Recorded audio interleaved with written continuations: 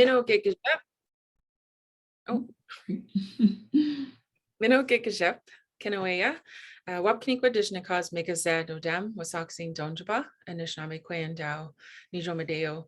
My English name is Christine, but my name that I was born with is Waabkaniikwe.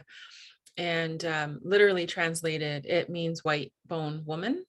But the story attached to my name is that I am the strength of my family. So the bone marrow is actually what my name represents. I am from the Eagle clan. Oh, I should back up. My family doesn't say my whole entire name. They call me Wab. So I'm from the Eagle clan, and I am from Wasaksing, which is just a short distance from Parry Sound. You could probably throw a stone from Wasaksing to Parry Sound. And I am Anishinaabe, and I am second degree Medewawin with the Three Fires Lodge, the Three Fires Medewin Lodge. So today I want to share about the 7 grandfather gifts.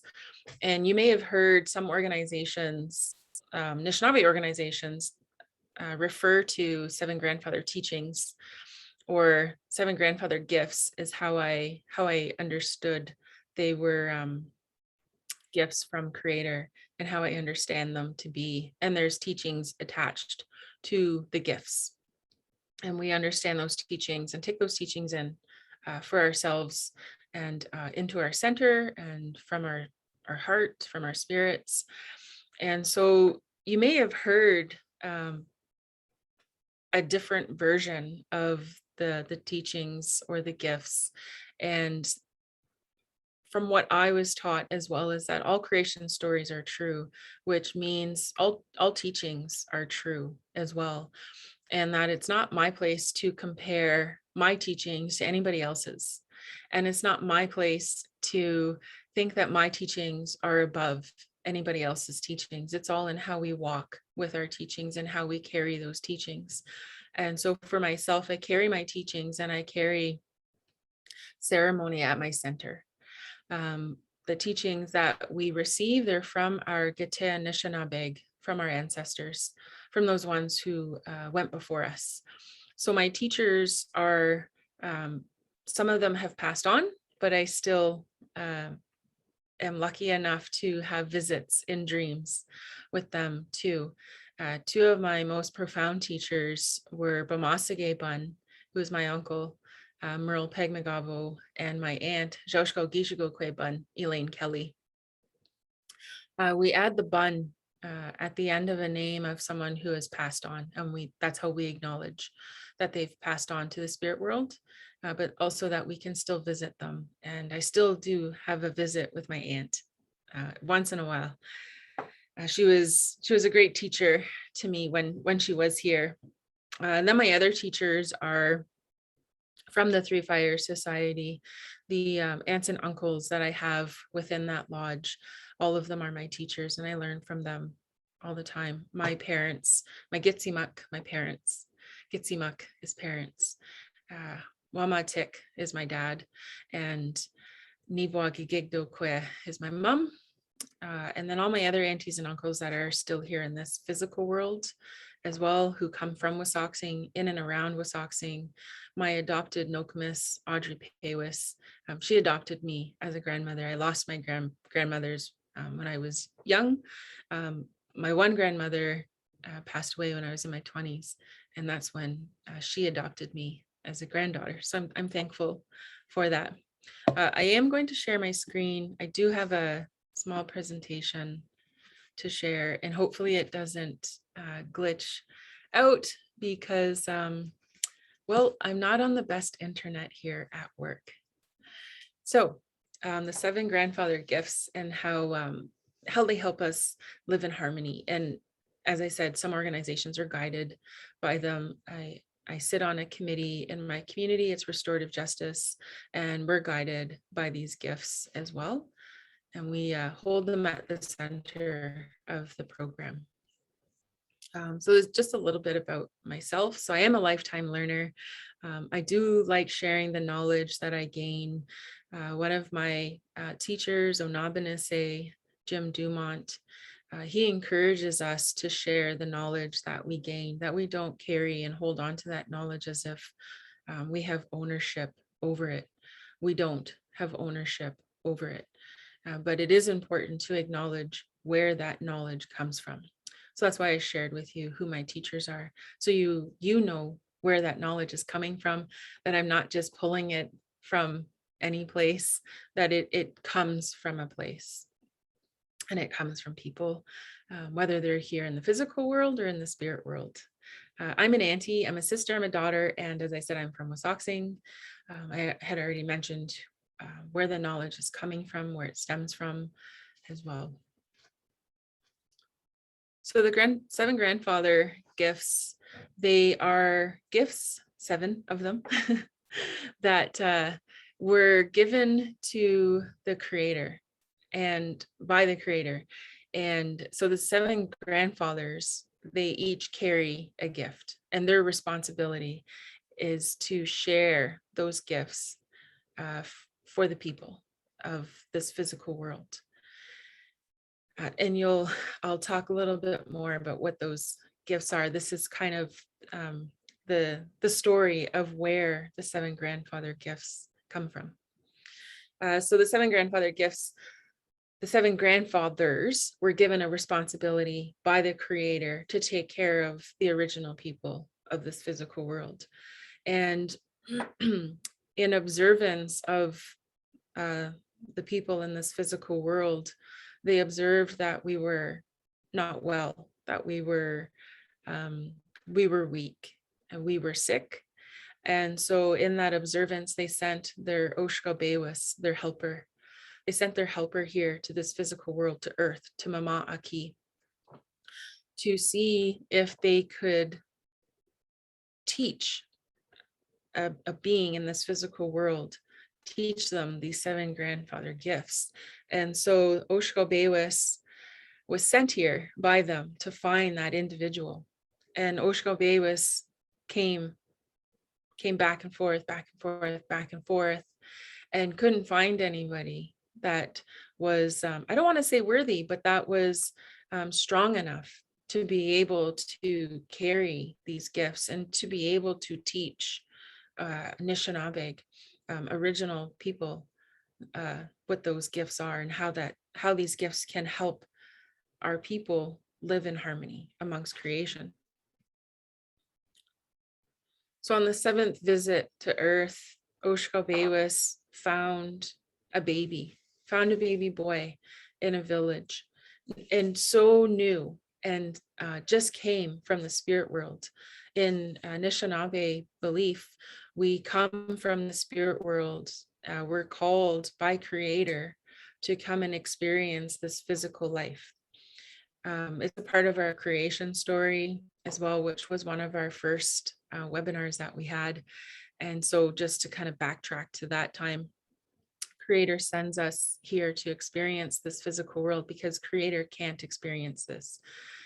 And so Creator asks us to come here. And so we sit for a really long time. We don't know how long we sit with Creator, but we sit with Creator for a really long time. And so babies are still so close to that spirit world. And so what Oshkobewas saw was that this baby was untouched by the rest of what was happening amongst Earth and amongst that baby's village, the members in that community. And so Oshkobewas, he took that baby boy from that village, but he left a tobacco pouch or sema and a piece of the baby's clothing, so the parents didn't think that the baby was taken by an animal, but that the baby was taken. And so Oshkobewas, after going all over the earth and looking for it, so he traveled to all directions. 4 directions is what we believe, and that's what this medicine wheel is the 4 direction, 4 races of man as well, but it's a medicine wheel and it guides Anishinaabe. And as a social worker, I use it in my practice all the time. And once you get used to and understanding what all the gifts are for each direction, you get used to using it. So on the 7th visit, Oshkovewas found a baby boy and brought that baby boy back to the grandfathers.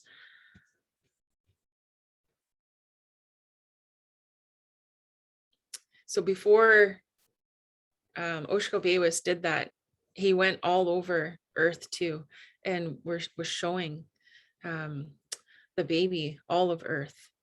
Because at that time when Oshkovewas brought that baby boy back to the 7 grandfathers, they were strong. They were too strong for the baby, because the baby was still so new and really hadn't experienced anything in life yet in this physical world.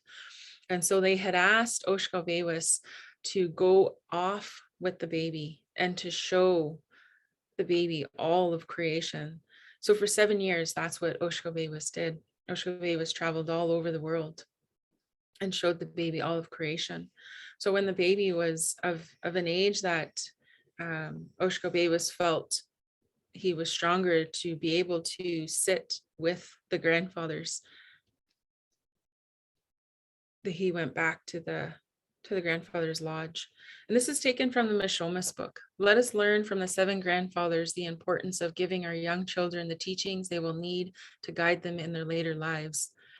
So today, the generation after me, I was older when I had my name announced to all of creation. And my name came from my great uncle and my great aunt. And that's when I was born, that they gifted me with that name. But today, our younger generations, they're being born with their names. Their parents are doing that extra work for them so that they're born with who they are. So from the moment they're born, they know that they have purpose in this earth. And that's what we walk towards. In our life, we walk towards our purpose in life. So when we're born with our Anishinaabe nosewin, with our Anishinaabe name or spirit name is what else it's known as. And we're also born with a clan. So we're born with 2 pieces of our identity. And so for our younger generations, their understanding of who they are as Anishinaabe is from the moment they're born. My learning started when I was 7 years old. And I have a younger brother and sister who are 9 and 13 years younger than I am. And they were both born with their names. They were both born knowing who they were the moment they breathed in this physical breath here in this earth, on this earth. So they understood who they are as Anishinaabe. Not to say that I didn't understand who I am, but we are seeing the benefit of our younger generations from the moment they're born. They're carrying those names because as Anishinaabe, we understand we have a purpose here to fulfill in life. Sometimes that purpose is when we're really young, and sometimes it's when we're really old. My one Jisha Jabadis, my uncle Jabadis, he talks about our people living to be over 100, at least 120. So we would see 3 Halley's comets within our lifetime. And we used to live to be that old. And our creation story could be told over many, many days, but that all of our older community members, our elders in our communities, they would be able to tell that creation story, and they were really old. And we used to live to be older, but because of today's impacts, we're not, our longevity is not as long as it used to be. For myself, I do hope to live to be really old. My great grandmother, she was 97 before she passed, and she was non-native, but she lived in our community, and my community accepted her and into our community. And so I think back to my great grandmother's life and how simplistic her life really was. She gardened, she She did her own laundry. She still had a wood stove. So she was very active in her older years as well. It wasn't until she was 94, she actually had Alzheimer's and ended up having to go to a home to live. And in the last 3 years of her life, I didn't visit her as often as I did when I was growing up. But I think about my uh, great grandmother and my great grandparents. I also was fortunate enough to know as well when I was growing up. And so for our young ones to know who they are as Anishinaabe and to know that um, they have teachings and they have purpose and they have ceremony that can help them live their life. That's what Creator wanted for us. And we understand that in this seven grandfather teaching and gifts, we understand that this is what Creator wanted for all of Anishinaabe.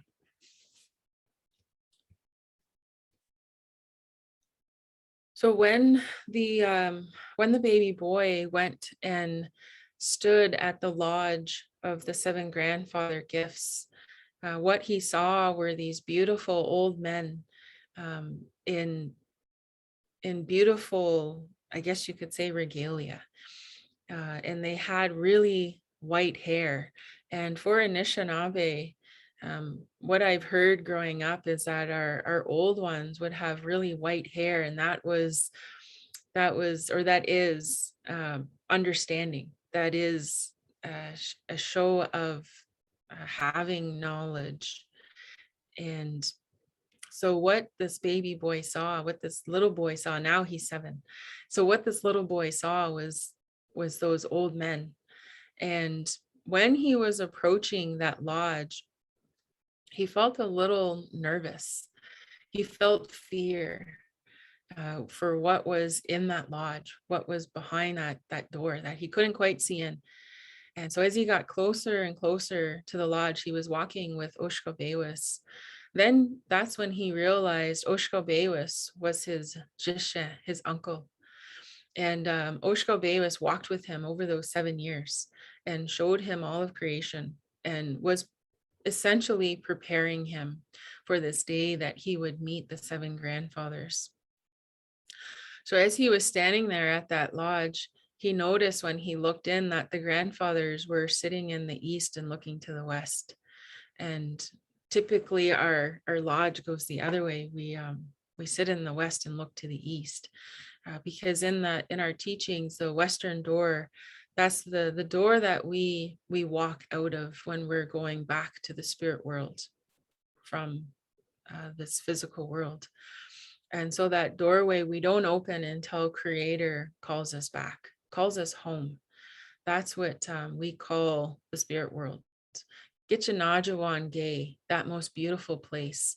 That's where we come from. That's what we understand. So this is what the little boy saw. This is his first meeting with the seven grandfathers, and his first encounter in seeing them in that lodge, in that place, and having that fear and having that nervousness overcome him, but then realizing that these grandfathers, what they had for him were gifts. So within that, in the middle of the grandfathers sat a vessel, a kick. That's a vessel in Anishinaabe. So in this kick, he looked in, and it was covered by the colors of the 4 directions. And so, as I had mentioned before, these are the four colors of man. And we also have a teaching about the 4 colors of man as well. And for Anishinaabe, we stayed close to Creator. We didn't run like our other relatives in their directions. We stayed close. We wanted to stay close to Creator. And so what Creator gave us was Sama, was tobacco. And that was so we could speak to Creator anytime we wanted to. If we were at home and we needed to speak to Creator, we could do that through our Sama. So on this Akik, the little boy, he noticed these colors on that Akik, on that vessel. And then when he looked into that vessel, as he was peering down into that vessel, he seen the most beautiful colors that he'd ever seen, and some colors that he had never seen as well. And then as he was looking in there, he felt his fear and his nervousness starting to go away. And he actually felt calm and he felt peace. And as he was looking in there, he could see into tomorrow. He could see behind. He could see in the past. Part of our teachings as well is when we're walking in this physical world, we're remembering all of those ones that are behind us, those ones who are coming. And so we remember 7 generations behind us, and we remember 7 generations before us. So all of those ones who have left before us, we remember them as well. And we know that those ones that have gone before us, the 7 generations before us, we know that 7th generation ahead of us, we have a grandmother who did something so profound that we would be here today, that she knew that we were going to be here today. And so we walk knowing that we were thought of in this physical world. We walk knowing that my 7th great grandmother thought of me being here, and I'm comforted by that. I'm comforted by knowing someone knew that I was going to be coming here. And at one time, we're never alone. At one time, we can have 18 of our ancestors with us. So those times when we're feeling like we are alone, we remember that we have at least 18 ancestors with us. And sometimes we know that we're visited by those ancestors too. And that was one of the gifts that Creator had given us too, was to dream and to vision.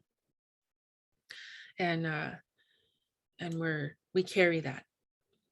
So the little boy, when he's looking in the Akik, this is an image that I think what he saw in that Akik. And in our teachings too, within our ceremony, we see lots of colors. In our ceremony, we use lots of color as well. And you can see it in the beadwork too that some people do, or in Waabkaniikwe quill work that they do too. You can see lots of color in that. So the 7 grandfathers, what they did was they dug into that hole, into that vessel. Sorry, I'm just going to go off that slide so you don't read it. So within that vessel, the seven grandfathers, they each dug into the Akik, into the vessel, and each grandfather pulled out a gift, and they put it on the little boy. They rubbed that gift onto the little boy. Each one of those grandfathers went up and they did that. So those 7 gifts are to cherish knowledge is to know wisdom. To know love is to know peace. To honor all of the creation is to have respect. Bravery is to face the foe. Honesty is facing a situation is to be brave. Humility is to know yourself as a sacred part of creation. And truth is to know all of these things. So within our organizations and committees, as I had mentioned as well, we follow these gifts that we were given by Creator and by the 7 grandfathers. And they help us, they help guide us in the work that we're doing. So within Wasauksing, specifically, I can speak to that and speak to Wasauksing because I'm from there and I do work within my community. So we took these gifts and we sat with these gifts. We received the teaching, and then we sat with these gifts, and as a committee, as a restorative justice committee, and we asked ourselves, what do each one of these gifts mean to the work that we're doing within our community? So directly related to restorative justice, and even what did restorative justice mean to us as well? And Jim Dumont wrote a paper for the Royal Commission, RCAP, and it had to do with justice within community. And within community, what we learned and what we understand is that we didn't punish our community members. We didn't send them away. We didn't ask them to leave our community. We took care of them. We supported them within our community. And so as a committee, we were guided by these gifts. So all of the committee members that sit within Circle with an individual who is requesting to come in for a justice circle. That's what we've called it in the past, and today they're just circles that we're having. They're healing circles. And so we asked ourselves, what does wisdom mean to us? And so we understood that each individual that was coming into that circle and who was sitting on that committee, they were bringing their knowledge with them, from whether it was from their work or from their experience in life. They were bringing that knowledge. And then we understood that we were going to love all of the individuals that came in there. So that means that we weren't going to judge them. They're already being judged because they come to our program through the court system. So whether that's whether they're charged or pre-charged, or they're directly diverted from the court system, we knew that they were already going to be feeling judged. And so we would not further judge them. And we would hear what their story is. And part of that was asking them to tell their story, tell us who they are. So not so much focusing on what had happened, but we wanted to know who they are as an individual. What kind of a life did they have currently and in the past, but also what kind of a life did they look forward to as well? And so that leads into respect. And so we, as a committee, we respect everybody that comes into the process, everybody that comes into the circle. So anybody who's going to be a part of the circle, who's going to be a part of the support for this individual. And for them, we understood, for the individual, we understood that it was brave of them to be doing this, and that it takes a lot of courage to take responsibility for what they've done, and that they get that opportunity to speak to the harm that was done, which then goes into honesty and humility. And so as a committee, we understood that we needed to understand wisdom, love, respect, bravery, honesty, and humility. We needed to understand all of those. And so as a committee, we've created that understanding for ourselves. In Wissahickon, we also have a child and family service protocol that was developed, I think it maybe about 20-25 years ago, and our restorative justice program is about the same. It's almost 30 years old, and we're one of the oldest restorative justice programs in Ontario, and it was developed to help families heal. And so with the child and family service protocol, the intention is to also keep our children within our community. And so it was developed as well with the foundation of the 7 grandfather gifts. And so each of these programs were developed and continue to be guided by culture. Culture is the root of these programs and these committees. And when we hear within communities, we're guided by the 7 grandfather gifts or teachings is what else you might hear. This is what they mean. This is what they're talking about. They're talking about these 7 gifts that were given to us, and we're guided by them. And so within our communities, we have the respect for our community members. We have the respect for our allies. We have the respect for really anybody who's coming into our community. And that's a reciprocation of the respect that we all deserve in life. And for myself, I've looked at these gifts. I've thought of these gifts. I've worked with these gifts, and as a social worker, they're also at my center too. So as I had mentioned before, the ceremonies and teachings, they sit at my center. This is one of the teachings that sit at my center, and I might not be working with them every day, and I might not be working with all of them every day. As a social worker, it takes time for an individual to feel comfortable, especially within our Anishinaabe communities. The trust has to be built. And so that takes time to do that.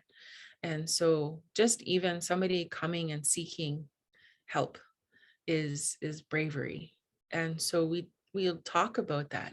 We'll talk about the help that someone is seeking, and that it takes bravery to do that. And I talk about the respect that we'll have within our working relationship for each other. And also understanding that because I'm working within my community and within my territory, to have the respect for that individual when we're not obviously working together, but when I see them in the community, that I have that respect for them outside of our working relationship.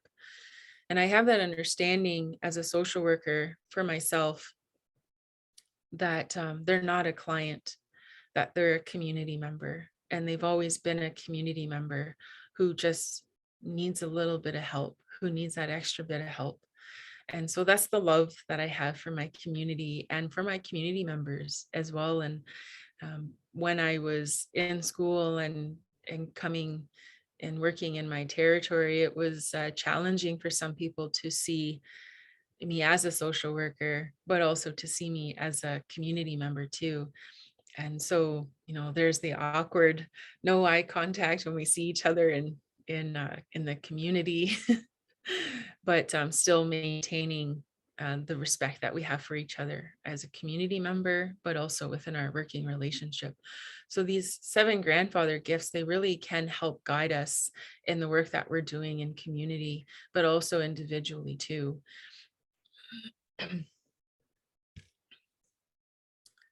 So that's it. It was really quick, only because we were short on time. I appreciate those of you who have showed up from Wednesday to today. And so I've left some time at the end if you wanted to share any comments or have any questions. I'm open to it. That's awesome. For the purposes of the recording, I am going to just turn that off right now. So thanks everyone for watching this recording.